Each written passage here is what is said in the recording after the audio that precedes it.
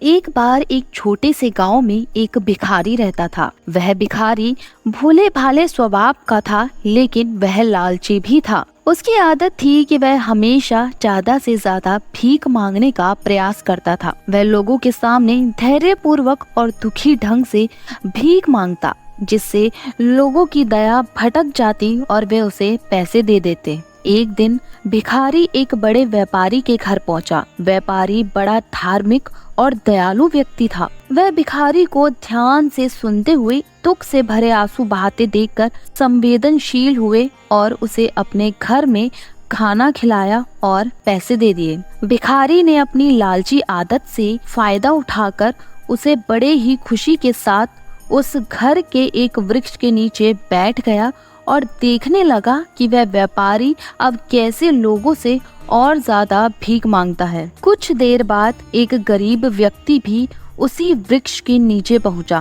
वह व्यक्ति एक किसान था और उसके पास भोजन के लिए कुछ भी नहीं था। वह भिखारी को अपनी दुविधा बताते हुए कहने लगा, मुझे भोजन की जरूरत है। भिखारी ने तुरंत लालच में आकर कहा, अच्छा तो फिर तुम मेरे खेत में कुछ काम करो और मैं तुम्हें भोजन और पैसे दूंगा। किसान ने सहमति दे दी और भिखारी के खेत में कुछ काम करने लगा। उसे पहले दिन भोजन और कुछ पैसे मिले और वह खुशी से वापस अपने घर लौट आया। दिन बीतते गए और भिखारी ने उस किसान को कुछ और काम दिया। किसान को दैनिक भोजन और पैसे मिलना शुरू हो गए और भिखारी को फायदा होने लगा, लेकिन फिर भी भिखारी के लालच को शांत नहीं किया जा सकता था। उसके दिल में विशाल धन के बावजूद भी उसे और भी ज्यादा पैसे चाहिए थे। एक दिन भिखारी ने व्यापारी से कहा, आपने कैसे इतनी समृद्धि प्राप्त की?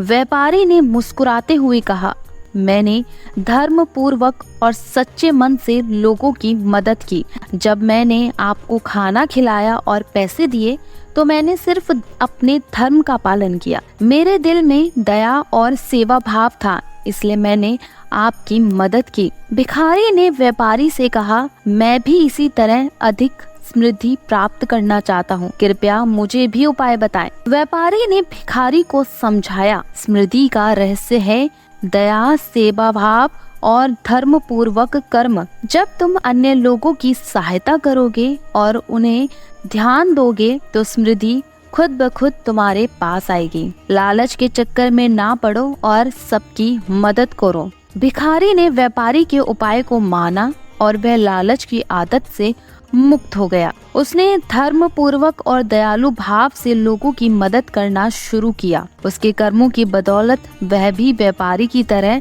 समृद्धि को प्राप्त करने लगा। लालच की बाधा से मुक्त होकर भिखारी ने एक खुशहाल और संतुष्ट जीवन जीना शुरू किया। इस कहानी से हमें यह सीख मिलती है कि लालच इंसान को नष्ट कर सकता है, जबकि दया, सेवा भाव और धर्म पूर्वक कर्म हमें समृद्धि और सुख शांति की प्राप्ति के मार्ग पर आगे बढ़ाता है। अगर आपको हमारी कहानी अच्छी लगी तो वीडियो को लाइक और शेयर जरूर करें, साथ ही चैनल को सब्सक्राइब जरूर करें।